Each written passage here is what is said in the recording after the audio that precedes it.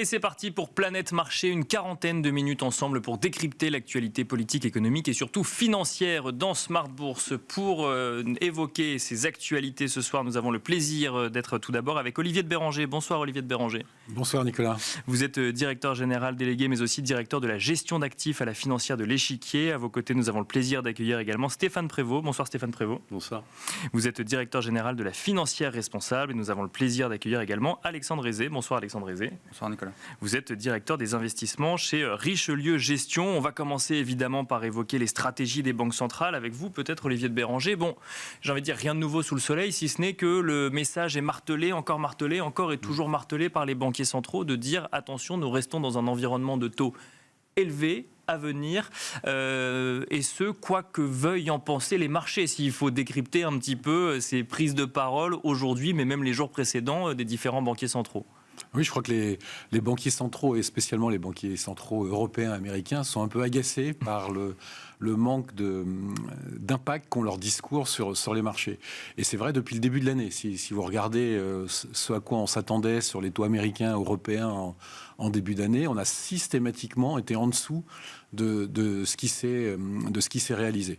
Là, on attend une hausse des taux en juillet et à la Fed et à la BCE. Puis, et M. Powell et Mme Lagarde nous en promettent au moins une autre, si ce n'est trois, dans le cas de la BCE. Oui, parce que là, juillet est globalement actée de part et d'autre de l'Atlantique. Oui, elle est actée de part et d'autre de l'Atlantique, mais on voit que les marchés anticipent dès 2024 des baisses de taux importantes, que ce soit aux États-Unis, de l'ordre de plus de 100 points de base sur l'année 2024, et même en Europe à partir de mars 2024. Et banquiers, ça agace les banquiers. Ça les agace et ils ne cessent de répéter non, on s'approche évidemment de la fin du mouvement haussier. On a assisté quand même à un des plus gros mouvements haussiers des taux de banque centrale, des taux directeurs depuis longtemps, mais probablement qu'il y aura un plateau, et ce plateau, le marché sous-estime la durée de ce plateau. Et je pense que la vérité est probablement entre les deux, c'est-à-dire que oui, il y aura une hausse des taux de la Fed en juillet, mais une deuxième en septembre, je doute un peu. Il faudrait vraiment que les chiffres de l'inflation ne baissent pas. Et si vous regardez un peu la composante de l'inflation américaine, ça vient essentiellement aujourd'hui du secteur des logements. Vous voyez, les loyers reconstitués dans les prix de tous les mois. Et là, normalement, on s'attend plutôt à une baisse. Donc, il n'est pas impossible qu'en juillet-août, on ait une inflation glissante aux États-Unis qui se rapproche de 3%. On a des taux à 5. Si une hausse de taux, on sera à 5,25. Une inflation à 3, ça paraît tout à fait raisonnable et ça paraît tout à fait captif pour diminuer les investissements. Pour autant, 3, c'est pas 2. Et les banquiers centraux nous disent qu'ils resteront effectivement durs vis-à-vis de l'économie et notamment de leur politique monétaire tant qu'ils n'ont pas atteint un objectif de 2%. Comment expliquer cet optimisme un peu des marchés sur le fait que l'environnement de taux élevé qu'on connaît aujourd'hui ne restera pas si longtemps? Alors, je rappelle que le 2, c'est un chiffre un peu divin, mythique, qui vient... Il n'y a aucune étude économétrique ou économique qui montre que 2, c'est mieux que 2,5, que 1,75. Donc, c'est un objectif essentiellement porté par la Banque Centrale Européenne, bien sûr, un peu moins par la Fed, qui dit proche de 2, mais enfin, on sent bien que 2,5, ça ne les gênerait pas tant que ça. Donc, en fait, si on est à 3 aux États-Unis à la rentrée, on est quand même très proche des taux acceptables pour la Fed. Là, on a un problème, c'est en Europe, puisqu'il y a une sorte d'engagement d'atteindre ce 2 qui, avec des taux à 4, va au mois de juillet, ça va mettre un petit peu de temps pour revenir. Donc on a, une fois de plus, on a une situation où l'Europe est un peu en retard. Elle était en retard pour le cycle de remontée des taux. Rappelez-vous que la première hausse des taux de la BCE date il y a un peu plus de 10 mois, c'est septembre de l'année dernière, alors que la Fed avait commencé bien avant. Avec peut-être des impacts sur la croissance qu'on commentera dans un instant. Stéphane Prévost, peut-être votre scénario, vous aussi, sur cette inflation effectivement toujours persistante, mais qui décélère, que ce soit aux États-Unis ou en Europe. Est-ce qu'on peut espérer qu'une inflation à 3% dans quelques mois aux États-Unis permettre à la Fed de donner un peu de respiration à l'économie, si tant est qu'elle en ait besoin, puisqu'en fait on voit qu'elle resserre sa politique monétaire, mais l'économie résiste? Nous, notre scénario est effectivement qu'on atteint cette zone des 3% en fin d'année aux États-Unis. D'accord. Fin d'année 2023. Oui, fin 2023. En Europe, ça prendra peut-être un petit peu plus de temps. Donc on est complètement... Il y a les effets de base qui sont très favorables, mais il y a aussi une baisse des prix, des intrants, des matières premières.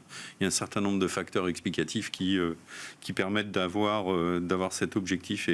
Et on voit bien que les actions menées par les banques centrales sont en train de payer à ce niveau-là et que ça fonctionne. Donc aujourd'hui, les différents messages qui nous arrivent de Sintra ne font que conforter en fait la position et le discours des banques centrales qui ont donné cette visibilité au marché. Alors par contre, moi je ne crois pas du tout à les baisses de taux l'année prochaine. D'accord. Ouais. Je pense que les taux vont rester durablement élevés. Et là, il faut... c'est assez surprenant d'avoir ça au niveau de certains membres du consensus, certaines parties du consensus. C'est pas du tout nous ce que l'on pense. Ce qu'on cherche plutôt à voir, c'est le potentiel de rebond de la croissance que l'on peut avoir derrière, ou à quel niveau la croissance va se stabiliser après 2024. Visiblement des différents travaux, et on n'est pas sûr d'avoir une récession en 2024. En 2024. En 2024. Ça arriverait peut-être fin d'année 2024 aux États-Unis, mais c'est pas complètement acquis. Et D'accord. ce serait pas forcément d'ailleurs dramatique, parce que si la récession n'est pas très profonde, la Fed aura les moyens de faire ce qu'il faut derrière. Et aujourd'hui, moi, je suis un petit peu marqué. Vous dites que les marchés actions ne faisaient pas grand-chose, effectivement, mais on est dans un trading range depuis quelques mois. Et en fait, on était revenu sur le bas du trading range en Europe. Et aujourd'hui, on a un peu d'upside là-dessus. Alors, je pense que le moteur, les deux points qu'il faut avoir en tête d'ici la fin de l'année, c'est effectivement qu'il y ait des confirmations de ce ralentissement de l'inflation en Europe comme aux États-Unis. A priori, aujourd'hui, ce scénario semble le plus probable. Et puis, il faut voir qu'avec cette inflation, aujourd'hui, on va avoir mécaniquement pour les entreprises qui ont des capacités à préserver leurs marges et qui ont une capacité à les capter de la croissance, on risque même d'avoir des effets d'amélioration des résultats sur les rentabilités qu'on peut avoir en fin d'année. C'est-à-dire que même sur les BPA, la progression des BPA, on peut avoir un petit peu de potentiel au deuxième semestre par rapport au point actuel sur le marché. Alors, je ne vous parle pas de plus 10, plus 15%. Mais si je prends 2024, par exemple, le consensus qui est avec une progression des BPA de 7%, ça nous donne à peu près un upside de 5 à 6% sur les niveaux actuels, à peu près sur tous les marchés, que ce soit le S&P, les marchés européens, ou même le CAC 40. Vous prenez le CAC, on est aujourd'hui à 7200, enfin avec la hausse d'aujourd'hui, on n'est plus à 7250, mais on peut viser 7550 à la fin de l'année. 7280 exactement. Voilà, et ça, ces scénarios-là, c'est avec une progression qu'on a dans les indices de 4% des BPA. D'accord. Or, nous... Pour autant, là, sur la saison des résultats qui arrive, qui va commencer dans quelques jours, on est plus sur une attente de moins 6% des bénéfices des oui, parce qu'on voit encore le ralentissement qui est lié au ralentissement notamment dans l'industrie, parce qu'en fait, les services sont plutôt bien tenus et le ralentissement s'est fait sur les cycliques et notamment sur l'industrie. Et sur les services, il est un peu moins marqué. Ça, c'est le premier point. Et le deuxième point, c'est que on a quand même aussi des messages des managements des sociétés qui sont plutôt assez positifs et assez confiants, notamment sur la deuxième partie de l'année. D'accord. Donc, ce qui va compter, c'est vraiment cette capacité, dans la sélection de valeurs, d'aller chercher cette qualité d'exécution du management. Et donc... Alors, il est clair que le fonds macroéconomique n'est pas forcément aujourd'hui très... il est plutôt laborieux, il est plutôt ennuyant, on va dire, parce qu'on va être coincé entre 0,5 et 1,5 de croissance sur toutes les zones, sauf les émergents et puis la Chine. Bien sûr. Mais c'est là où, en tant que stock picker, on peut aller exercer notre sélection de valeurs. Là-dessus, et après, effectivement, on écoutera Alexandre Aizé sur le sujet, mais on a évoqué la stratégie des banques centrales. J'ai envie de dire, votre prévision économique qui n'exclut pas une récession, même légère, voire technique, aux États-Unis en 2024. La résistance qu'on peut voir dans les indicateurs économiques éloigne ce spectre dans le temps, mais ne l'éloigne pas dans sa probabilité. C'est ce qu'il faut comprendre. Oui, alors au-delà de 2024, c'est compliqué. Hein, bien sûr. On n'a pas les réponses. Hein. Enfin, mais ça reste un scénario. Les réponses là-dessus, ça reste un scénario possible, mais aujourd'hui pas d'une ampleur dramatique dans ce. D'accord. Donc et en fait, on voit bien les données statistiques qu'on a eues hier aux États-Unis. On en parlera peut-être tout à l'heure, mais montrent bien une certaine stabilisation sur les niveaux actuels. On est plutôt à peu près rassuré sur les commandes de biens durables. Même l'immobilier a repris un petit peu. Et puis, on voit bien que côté du marché de l'emploi, ça, comme vous le disiez tout à l'heure, ça tient encore assez bien. Alors, peut-être que ça peut ralentir un petit peu plus tard, dans les prochains trimestres, mais pour l'instant, l'économie américaine, elle est quand même assez résiliente. Alexandre Aizé, beaucoup de sujets ouverts là, dans cette émission. On va commencer peut-être par les stratégies des banquiers centraux. Quels sont vos scénarios? Est-ce que vous êtes en phase avec ce que semble pricer le marché ou plutôt avec ce que vous entendez des gouverneurs de banque centrale? Alors, de toute manière, il va avoir une vraie différence entre l'action et le discours. Les banquiers centraux, c'est avant tout aussi de la rhétorique pour éviter de faire parfois plus pour que les marchés le prennent en compte. Pour que les marchés fassent un peu aussi à leur place, c'est ça qu'il faut dire. Oui. Le roi dans cet exercice, c'était Mario Draghi. Il annonce l'OMT, donc le plan d'urgence pour les États, notamment pour l'Italie. Il n'a jamais eu besoin de le faire et il avait fait refluer les spreads italiens de manière très conséquente sans avoir eu à débourser 1 euro. Donc la rhétorique, c'est vraiment important. Bon, la Fed est quand même très au fait dans cet exercice. Ce qui est certain, c'est qu'aux États-Unis, on l'a rappelé, la désinflation est en train de se mettre en place. Est-ce qu'il faut aller plus loin? En fait, l'enjeu de la Banque centrale américaine, et je pense que tout va partir de la Banque centrale américaine, parce que le jour où elle arrête de monter ses taux, ça libère les autres banques centrales. Ça va libérer l'Europe, parce qu'elle va pouvoir continuer à monter ses taux tout en faisant monter son euro. Bien sûr, là, elle a du mal quand même à faire monter son euro. Si la Banque centrale américaine fait en même temps, finalement, ça n'a pas d'impact. Il faut absolument qu'elle fasse monter son euro. Ça va débloquer la Banque centrale du Japon, qui, elle, est dans une situation, il va falloir qu'elle soit en complémentarité, il va falloir qu'elle sorte de cette politique accommodante. Elle est en train de créer des bulles sur ses actifs, etc. Elle a des taux réels très négatifs, alors que l'inflation est en train de monter et que la croissance économique est bonne. C'est très dangereux. Donc, il faut qu'elle se débloque aussi. Et donc la stratégie de la BOJ serait à mettre en regard du fait que la Fed n'a pas encore terminé sa hausse de taux? Bien sûr, de toute manière, elle doit le faire, mais elle ne peut pas effectivement être, c'est une grande banque centrale, elle détient énormément d'actifs obligataires, et elle ne peut pas être aussi encore plus restrictive, parce que là, ça aurait un impact. Donc il faut qu'il y ait une complémentarité. Et puis l'autre banque centrale qui est aussi importante, c'est la Banque centrale de Chine, où là, on est dans l'inverse du Japon, c'est-à-dire que pour l'instant, elle ne peut pas être assez accommodante. Je rappelle que l'inflation en Chine, c'est 0. Bien sûr.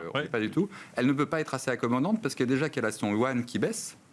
Si elle mettait des baisses de taux, alors là, ça partirait complètement dans les limbes. Donc, elle doit attendre la Fed. Donc, la Fed, et ça, pareil, ça viendrait expliquer le soutien léger, entre guillemets, à son économie. De demain, s'il y a un soutien, en tout cas des baisses de taux, en fait, on va avoir une dépréciation du yuan qui serait pas tenable. Donc, en fait, le point central, c'est la Fed. Donc, il faut regarder quasiment que la Fed. Après, pour nous, on va regarder l'euro, et l'euro, on a un vrai sujet. C'est pour ça que, en tout cas, en Europe, on va avoir une vraie problématique sur la fin de l'année par rapport à une banque centrale qui n'arrive pas à gérer une mission qui est la seule mission que Christine Lagarde a rappelée, notamment lors du G7 au Japon.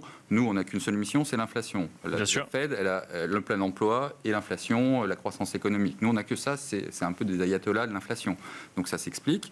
Et donc la Fed veut quoi? La Fed, contrairement à Bernanke qui était le pro de la déflation, Powell, lui, il veut le pro de l'inflation et il n'a qu'une seule référence historique. Bernanke avait le Japon, c'est les années 70. Et l'erreur des années 70, c'est quoi? D'avoir monté ses taux trop haut, l'inflation rebaissant avec une récession économique arrivant, on rebaisse les taux et puis on fait un peu le yo-yo sur 10 ans. Et à chaque fois, il y a eu des vagues d'inflation et à chaque fois que la croissance économique est repartie, ça a recréé de l'inflation qui était ingérable jusqu'à l'épisode Volcker où il a fallu monter ses taux à 16-17%. Donc c'est absolument ce qu'il ne faut pas faire. Donc il faut faire quoi? Il faut monter ses taux le plus haut possible, mais sans avoir à les rebaisser. C'est-à-dire que quand le marché price des baisses de taux l'année prochaine, en fait, il price aussi une ou deux hausses de taux supplémentaires cette année. Bien sûr, un pic avant de redescendre. Il faut absolument, toute sa stratégie, c'est ne pas avoir à faire de baisse des taux, qui serait un très mauvais signal. D'accord. Donc, c'est pour ça que, pour moi, en tout cas, il va monter une fois, avoir un discours très restrictif en disant attention les marchés, vous y croyez pas, etc. Et puis garder ses taux jusqu'effectivement Je pense qu'il y a un point central l'année prochaine, c'est les élections présidentielles américaines. Le plafond de la dette, il a été reculé jusqu'aux élections. Enfin, tout est fait pour que jusqu'aux élections, ça se passe bien, et puis après, advienne que pourra. Donc la stratégie, c'est de repousser au maximum le pic de hausse des taux de la Fed. C'est ce qu'il faut comprendre. Pour ne jamais l'atteindre, effectivement, et rester sur un plateau. Et pour les marchés, les baisses de taux seraient très négatives. Ça a toujours été, puisque ça voudrait dire si la Fed baisse ses taux, c'est pas que l'inflation est revenue à une situation où à moins de 1%, ce ne sera pas le cas, mais ce serait que la raison sera un vrai problème économique, comme on a eu un moment pour les banques régionales, donc ce serait un très mauvais signal. Donc il faut absolument que les taux restent à ce niveau-là, 5,25, 5,25, 5,50, la fourchette. Et puis, c'est assez restrictif. Les taux réels, alors c'est un peu compliqué, mais les taux réels sont à peu près seront à 2%. Donc, c'est assez restrictif parce qu'on est bien au-dessus du taux de croissance potentiel. Et donc, il y aura une croissance molle et c'est absolument ce que veut la Fed. Quand on étudie la croissance macroéconomique, c'est ennuyeux, c'est mou, mais c'est le cas idéal. C'est-à-dire qu'on ne veut surtout pas de surchauffe comme en 2022, et évidemment surtout pas de grosse récession. Donc c'est être dans une situation, ce qu'on appelle de boucle d'or, la soupe ni trop froide ni trop chaude, ouais. et c'est absolument ça. L'Europe, elle, c'est beaucoup plus compliqué et il y a de quoi s'inquiéter. Alors, juste avant de passer à l'Europe, un petit mot quand même. Du coup, si on est dans cet exercice de rhétorique, de communication, quel signal ça envoie? Une Fed qui marque une pause et qui, juste après, prévoit déjà de rehausser ses taux en juillet. C'est dire, attention, la pause est de courte durée, mais globalement, il faut s'attendre à ce qu'on reste restrictif, c'est ça? Oui, ça veut dire qu'on est capable de le faire. D'accord. Ouais. Parce que la crainte, quand même, je parlais des années 70, c'est une autre vague. Parce qu'à chaque fois, si l'économie repart trop fort, justement, il y a eu une petite crainte quand on voit l'immobilier repartir, on se dit mince, c'est pas assez, l'inflation va repartir, on est encore en surchauffe. C'est que le marché ait peur d'une hausse des taux. Parce que franchement, le cas le plus dramatique, ça serait que on voit bien là, finalement, on est dans une fenêtre, c'est super, on a l'inflation, on est à l'inverse de ce qu'on a vu en juin l'année dernière où on voyait des inflations un peu hautes, et puis elles étaient encore plus hautes, etc. Là, les surprises, elles sont à la baisse. C'est un peu, à chaque fois, ça rassure. Le jour où ça commence à remonter, là, on pourra. Et là, on aura peur. Et la Banque centrale dira mais ne vous inquiétez pas, moi, je vais monter mes taux. Et donc, il faut absolument. Ce plateau, il va se faire à chaque fois avec la Fed qui va dire mais si l'inflation remonte, je monte mes taux. Mais je suis prête. Surtout pas rebaisser. C'est l'erreur des années 70, après, avec 10 ans d'une situation pour les marchés, pour l'économie qui a été perdue. Un mot sur l'Europe, toujours avec vous, Alexandre Aizé, avant de repasser la parole à Olivier de Béranger. Alors, effectivement, la croissance de l'Union européenne n'est pas dans le mandat de la BCE, mais il faut quand même qu'elle le prenne en compte au vu des... Jamais, elle ne le prendra jamais en compte. En fait, on est passé avec l'ère Christine Lagarde, on est revenu, et puis cette inflation qui est en train de revenir, on est repassé à l'ère Trichet d'une certaine manière. Je rappelle Jean-Claude Trichet, il a monté ses taux parce que c'était vraiment des notes préconites, il y a de l'inflation, on monte ses taux. Et là, c'est un peu pareil, et elle l'a dit et elle l'a martelé, il n'y aura pas de baisse des taux avant que l'inflation soit au-dessous de 2%. Pour qu'en Europe, ça soit de 2%, il faut attendre au moins 2025. Il y aura pas, parce qu'il y a un effet retard, il y a une inflation des salaires qui est en train de se mettre en place, il y a une spirale prix-salaire. Et là, on est dans une situation où nous, on vise au moins 2 hausses de taux encore cette année, donc juillet et septembre, pour arriver à 4% quand même. Et c'est pas dit que ça ne continue pas encore. Alors, évidemment, ça va impacter la croissance. Mais en fait, c'est assez amusant, c'est une anecdote, mais je relisais des journaux des années 70, c'était en 74, et en fait, quand il y a eu l'inflation, le moyen, c'est de baisser la consommation. Il n'y a qu'un seul moyen, il faut taper sur la consommation, qu'elle soit des ménages ou des entreprises. Donc, évidemment que le sujet, c'est de ralentir la croissance, et la hausse des taux, de toute manière, ça doit être une solution. Après que c'est une solution pérenne, ça c'est encore autre chose, mais et là, le retard, la crédibilité, c'est compliqué pour la Banque centrale, il faut qu'elle reprenne la main sur sa crédibilité, elle est beaucoup moins crédible que la Fed. Olivier de Béranger, donc il y a effectivement un sujet confiance des marchés. On reboucle sur la question initiale finalement qui était la confiance des marchés. Mais alors vos scénarios dans ce contexte actuel, si on prend en compte effectivement les sujets croissance, que ce soit aux États-Unis ou en Europe. Peut-être pour compléter ce que vient de dire Alexandre, j'ai un petit bémol sur ce qui vient d'être dit, c'est ce qui est important, c'est pas l'inflation. C'est pas le fait que parce que le baril de pétrole a explosé à cause de la guerre ou parce qu'il y a eu le Covid et qu'il y a eu une réouverture qui a créé une hausse de prix. Ce qui est important pour une banque centrale, c'est l'ancrage des attentes d'inflation. C'est est-ce qu'elle est crédible dans faisant croire et persuader le consommateur, l'investisseur, l'entrepreneur que les taux d'inflation vont revenir à la normale à un moment ou un autre. Et là, pour l'instant, l'exercice, il est réussi. Pour la Fed. pour la Fed. Pour la Banque centrale, Si on regarde les points morts d'inflation en zone euro, ils sont à 2,5. Hein. Ça va, c'est pas 2,5. C'est proche des fameux 2% mi-temps. Bien sûr. Oui. Donc ça veut dire que le marché et les intervenants économiques y croient, contrairement aux années 70, où ils y croyaient pas du tout, jusqu'à ce que Volcker y aille à coup de 200 points de base toutes les 6 semaines. Donc là, pour l'instant, c'est réussi. La difficulté, effectivement, ce serait de faire une baisse des taux qui doivent être annulés 6 mois après. Ça, ce serait un drame, parce que ça voudrait dire que les ancrages d'inflation seraient plus stables, puisqu'on se dirait, les banques centrales, finalement, elles ne maîtrisent rien, elles se sont trompées, et ainsi de suite.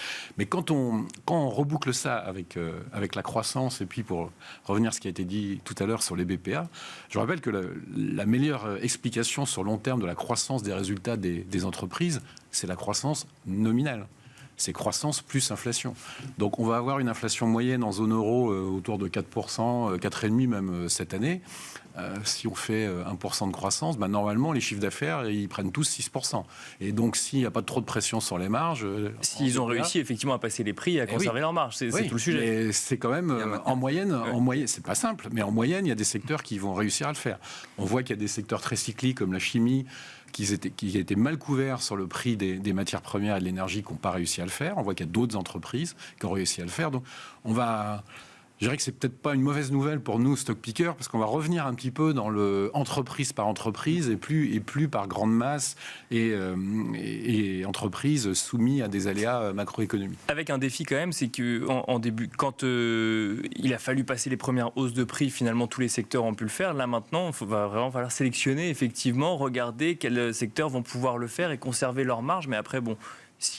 Sauf que les intrants sont plutôt en train de baisser. Oui, c'est ça. L'énergie est au plus bas, sauf que le prix des transports, qui était astronomique, est revenu au prix pré-Covid. Donc finalement, ceux qui ont pu passer des hausses de prix, ils ont peut-être bloqué des niveaux de marge exceptionnels pour les 3 prochaines années. C'est quand même ça aussi qu'il faut voir. Il faudra regarder entreprise par entreprise. Et la variable salaire dans tout ça ?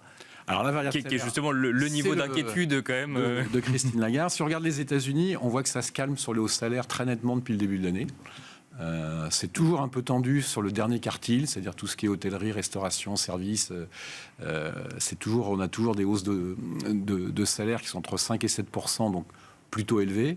Mais les quartiles supérieurs, ils sont entre 2 et 3, donc ils sont un peu supérieurs à ce qu'il y avait en moyenne avant, mais ils ne sont pas sur des niveaux de stress. En Europe, c'est un peu différent, puisque comme on est toujours retardé par rapport à tout, c'est cette année que je pense que les salariés vont être les plus agressifs sur les demandes d'augmentation de salaire. Donc, comme on est toujours un peu late cyclical par rapport aux États-Unis, on va voir ces discussions difficiles. Il y a certains pays, comme la France, qui ont mis des primes exceptionnelles qui peuvent permettre de couvrir une partie de ce choc d'inflation, mais on voit en Allemagne, les discussions vont pas être simples.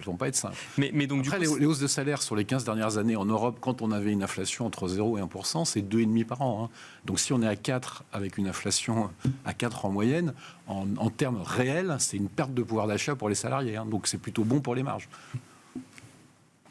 Stéphane Prévost, effectivement, tout a été dit. C'est ce qu'il faut comprendre. Je suis assez d'accord avec ça. La boucle prix-salaire, c'est un élément à surveiller. Mais aujourd'hui, il n'y a pas d'indication d'emballement en Europe continentale pour l'instant sur le sujet. Je mets à part le UK parce qu'il y a des éléments structurels qui font que là, il y a un vrai sujet, il y a un vrai problème qui se pose.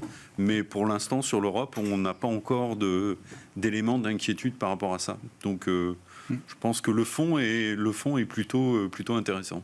Alors, un mot peut-être de la saison des résultats qui va s'ouvrir aux États-Unis. On peut recommencer avec vous, Olivier de Béranger, et faire le tour. Qu'attendre de cette saison ? Stéphane Prévost, on a déjà dit un mot tout à l'heure. Alors, effectivement, on a des bénéfices qui sont attendus en baisse de l'ordre de 6%, si je ne dis pas de bêtises, puisque à chaque fois, plus on s'approche de la saison des résultats, plus on se rend compte que les analystes redeviennent de plus en plus optimistes, même si j'entendais un invité nous dire qu'on est plutôt actuellement dans la saison des warnings avant que la saison des résultats commence. Mais qu'attendez-vous de cette saison des résultats ? Finalement, ça va valider encore l'idée que l'économie américaine résiste bien.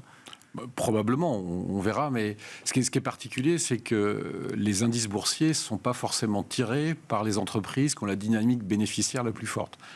Ce que je veux dire par là, c'est que je pense que ce sujet a été évoqué maintes fois ici, mais il y a une concentration des indices qui est énorme, hein. Si vous prenez les 15 premières valeurs en Europe, Bien sûr. du stock 600, ça explique 45% de la hausse depuis le début de l'année. Aux États-Unis, ça explique 105% de la hausse. Et en Asie, hors Japon, ça explique 125% de la hausse. Donc en fait, la hausse des marchés, elle est concentrée sur 15 boîtes, quelle que soit la région du monde. Donc c'est un risque pour les indices, mais ça ne veut pas dire que c'est un risque pour les autres actions qui, elles, Bien sûr, oui. n'ont pas eu cette extension de multiples que les grandes sociétés ont eu depuis le début de l'année. C'est 15 titans par zone géographique. Donc il y aura de la place pour faire son marché. Après, la difficulté, c'est qu'on voit bien que la qualité des résultats, et je parlais des cycliques et de la chimie tout à l'heure, est surtout due au management des entreprises, à la couverture de l'énergie, des intrants, des matières premières. Et ça, effectivement, c'est quand les résultats tombent qu'on voit qui était couvert et qui ne l'était pas. Donc il n'y a pas qu'un sujet, effectivement, activité, mais il y a toujours un sujet gestion de cet environnement complexe et parfois incertain, notamment en matière d'intrants, de matières premières. C'est ce qu'il faut. Absolument. Et ce qui est vrai aussi, c'est que le secteur manufacturier a déjà plutôt pris le choc. Hein, donc on s'attend plutôt à pas de mauvaises surprises. C'est plutôt le secteur des services qui caracolait un peu en haut des indices, où là, ça va être un peu plus compliqué, à cause quand même des hausses de salaire dont on a parlé tout à l'heure. Mais alors, quand on est stock picker et qu'on a 15 valeurs qui font la tendance d'un indice et qu'on a une saison des résultats qui arrive, qu'on attend effectivement de voir si certains titres ou en tout cas certaines entreprises ont suffisamment bien performé, comment est-ce qu'on gère ça, sachant que effectivement, est-ce qu'on va le revoir dans le cours de la valeur du titre en question, est-ce que ça va porter une dynamique supplémentaire? On peut se poser la question. C'est vrai que sur le premier trimestre, le price action, c'est-à-dire la réaction des entreprises à la publication de leurs propres résultats était un peu décevant. C'est-à-dire que si vous ratiez le consensus, c'était moins 10, moins 15 minimum le tarif.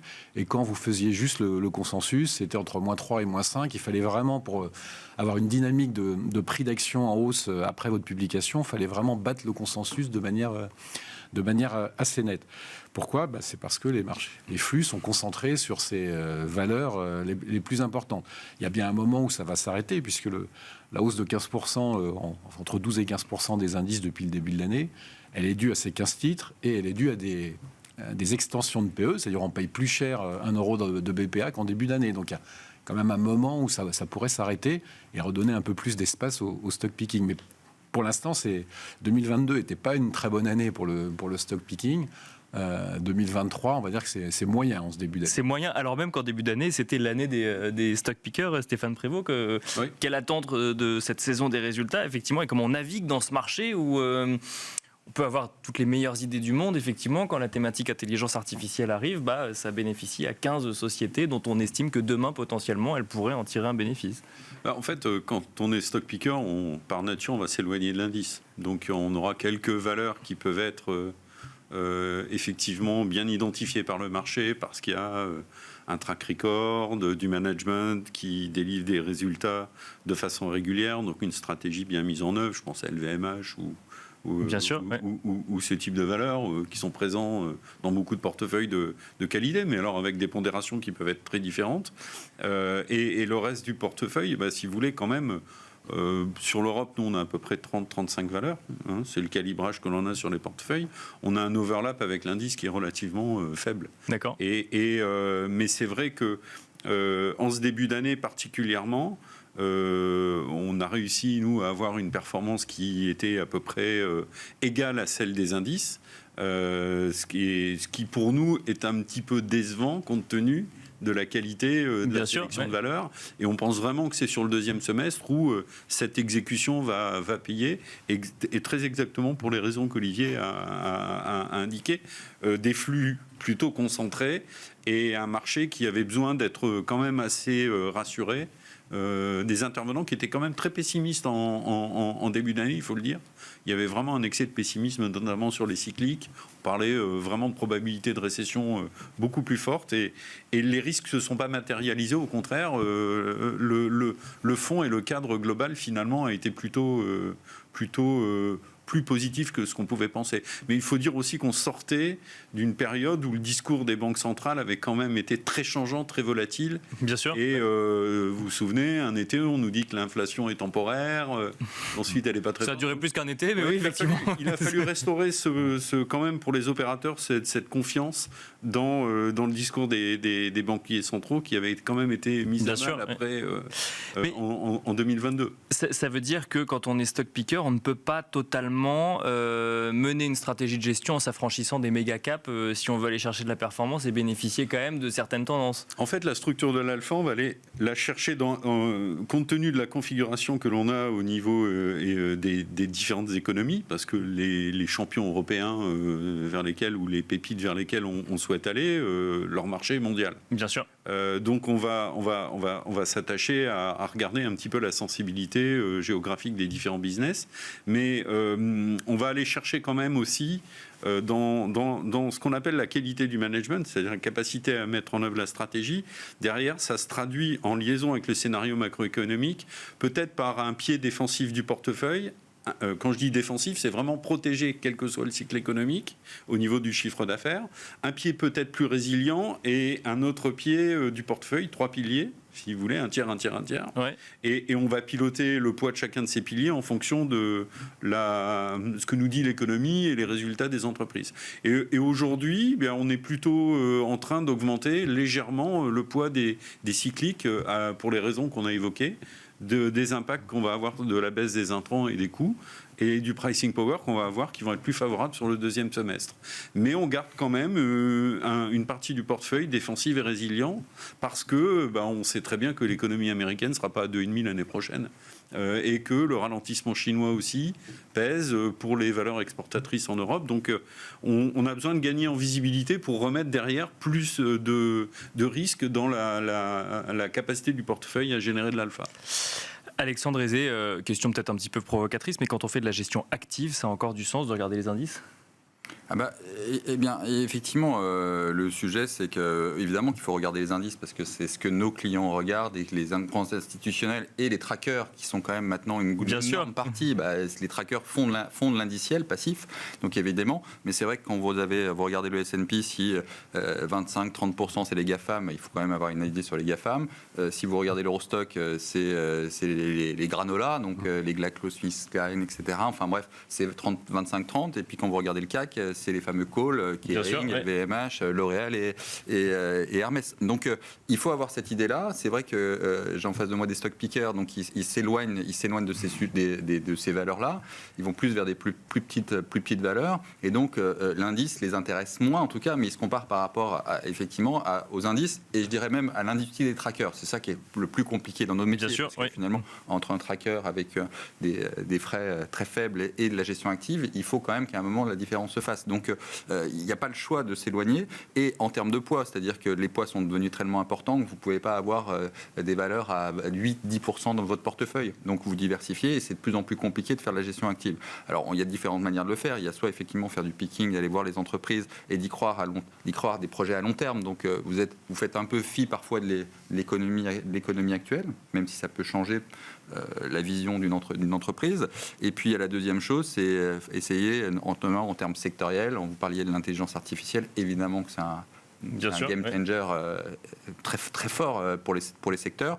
Et là, ça vous oriente peut-être vers d'autres entreprises que vous n'auriez pas regardé forcément en stock picking, mais qui, effectivement, vont faire de la croissance de manière plus importante grâce à un changement stratégique ou une révolution technologique, quoi. Donc, la gestion active, elle doit être à côté de la gestion passive de toute manière. Il n'y a pas du... Il n'y a pas pas d'opposition, c'est ce que vous dites. Il n'y a pas d'opposition. C'est des modes de pensée complètement différents. Et donc, dans un portefeuille à long terme, des modes actifs purement sur les actions ou en allocation d'actifs, où vous gérez des bons, des obligations, du cash en termes géographiques, là, vous orientez vers une diversification et c'est aussi de la gestion active que vous pouvez effectuer. Et alors justement, sur ce que vous pouvez regarder sur les marchés, ce qui vous interpelle, ce qui vous alerte, comment est-ce qu'on aborde le sujet obligation dans une stratégie de gestion ? Est-ce qu'on peut s'en passer aujourd'hui au vu des niveaux de performance que ça peut offrir, notamment quand on parle d'investment grade ou autre ? Alors, on ne peut pas s'en passer, parce qu'on ne peut pas avoir que de l'action en portefeuille. Bien sûr, parce qu'on n'a pas les mêmes durations, effectivement, et la même sensibilité à la volatilité. Donc, le tort, c'est à un moment d'avoir appelé, mais tout, c'est la réglementation l'a induit, c'est d'appeler des fonds prudents obligataires, alors que c'était des profils obligataires et pas des profils prudents. Donc, effectivement, en 2022, ça a été un peu la claque pour tout le monde, où les clients se sont rendus compte que sur des profils prudents, vous pouviez perdre 15%, ce qui était... Mais ce qui est assez incroyable maintenant, c'est qu'enfin, alors, la douche a été quand même très froide, mais enfin, vous pouvez construire des portefeuilles à moyen terme avec des actions et à côté des obligations qui vont permettre d'avoir une vraie diversification avec des niveaux de rentabilité qui sont certes, malgré tout ce qu'on peut lire, plus importants sur les actions, mais avec des niveaux de rentabilité entre 4 et 6, 7% pour les plus risqués sur l'obligataire, avec une visibilité. C'est ça qui est incroyable. C'est important cette précision, c'est-à-dire qu'on voit de la performance revenir sur l'obligataire, mais c'est pas pour autant que ça devient un concurrent en termes de performance des marchés actions, c'est ça ? Bah oui, c'est ce qu'on essaye de vendre actuellement. Je vois des articles dans la FT en disant les actions, mais non, les actions, il y a une rentabilité, il y a de la croissance quand même. Enfin, je veux dire, c'est l'obligataire, vous avez 5%, vous avez 5% à vie si ça fait pas défaut. Donc, il y a d'un côté, vous avez le côté sur les actions optimistes. Il faut que ça fasse de la croissance. Et l'obligation, quand vous faites de la location active, l'obligation, vous avez le côté optimiste pourvu que ça ne fasse pas défaut. Donc, c'est deux raisonnements complètement différents. Et on voit que même avec ces raisonnements, c'est complémentaire. La seule chose, c'est qu'avant, l'obligataire, les gens en avaient, mais ça versait du 1 ou 2%, donc il n'y avait pas de place au risque. Enfin, en tout cas au défaut, etc. Et là, ça vous verse finalement du 4, 5, 6% avec une visibilité qui vous permet d'avoir un matelas, comme il y a très longtemps, quand j'ai commencé dans les années 90, on gérait en CCPI, donc vous savez, avec des matelas où on pouvait prendre du risque, ce qui était impossible depuis 10 ans. Enfin, on peut mettre des stratégies à long terme avec ces couvertures, et donc pour le client, c'est en tout cas pour la gestion diversifiée, c'est assez fantastique. Il nous reste un tout petit peu plus de 2 minutes, Olivier de Béranger, en 1 minute. Quels sont les sujets dont on n'a pas parlé, qui vous alertent, que vous regardez sur les marchés en ce moment ? Peut-être juste pour confirmer le point d'Alexandre, le marché obligataire, et particulièrement le marché des obligations privées, donc des obligations d'entreprise, et même du high yield, offre une qualité de gisement pour un rendement attendu qui est vraiment intéressant. On a eu des années avec des taux à 0, voire négatifs, ou des taux à 1 ou 2%, comme disait Alexandre, en prenant beaucoup de risques, et de duration et de signature. Là, vous avez sur du marché, le haut du WB en Europe à 5 ans, vous avez 6-7% de rendement. 6-7% de rendement à 5 ans, c'est quand même un placement qui commence à être très intéressant. Donc, ce qu'on peut faire, c'est construire des portefeuilles mieux diversifiés avec du portage, c'est-à-dire que le simple fait qu'il ne se passe rien est une bonne nouvelle, ce qui n'était pas le cas dans le passé. Et puis, même si vous vous trompez sur le timing, ce portage vous permet de corriger vos erreurs. Je vais vous donner un exemple. Nous, on est passé très positif sur le crédit high yield il y a exactement 1 an, le 1er juillet de l'année dernière, ce qui était plutôt une erreur tactique, puisque les taux ont continué à monter plus fort, plus vite, que les spreads de crédit se sont écartés. Mais 1 an après, vous avez un total return de 6% sur le high yield, de 4% sur des obligations hybrides et de 2,5% sur l'investment grade. Ça veut dire que vous avez fait mieux que vos assurances vie en euros, quelle que soit la date auquel vous... Donc prendre en compte les fonds obligataires à échéance, c'est ça qui... Fonds obligataires à échéance, portefeuille diversifié, conduit high yield ou de l'investment grade dans leur composition. Et ce qui change énormément, c'est que vous pouvez parquer du cash sans que ça vous coûte de l'argent, et ça, c'est quand même plutôt une bonne nouvelle. C'est game changer. Stéphane Prévost, on va finir avec vous. Qu'est-ce que vous regardez, qu'est-ce qu'on n'a pas évoqué, que vous regardez spécifiquement dans le marché ? Pour la financière responsable, il y a un sujet qu'on n'a pas évoqué. On a parlé beaucoup de finances, on a parlé de stratégie. On n'a pas parlé de responsable. Je vous rappelle qu'au 30 juin, pour les fonds qui sont article 9 et article 8, vous avez des obligations de publication, des nouveaux formats de reporting qui doivent expliquer aux clients la notion d'investissement durable pour les fonds article 9, et puis la prise en compte du principe de double matérialité à partir des principales incidences négatives, des valeurs que vous avez mis en portefeuille, et des incidences positives. Et donc les reportings extra-financiers sont très attendus par les législateurs, notamment, puisqu'on était sur la base déclarative. Donc là, je pense que les clients vont avoir beaucoup de choses à lire et beaucoup de choses intéressantes à regarder dans le travail et les contributions des différents opérateurs, des différents asset managers, pour la finance durable. Donc là, il y a un virage important qui s'annonce dans les 2 jours à venir.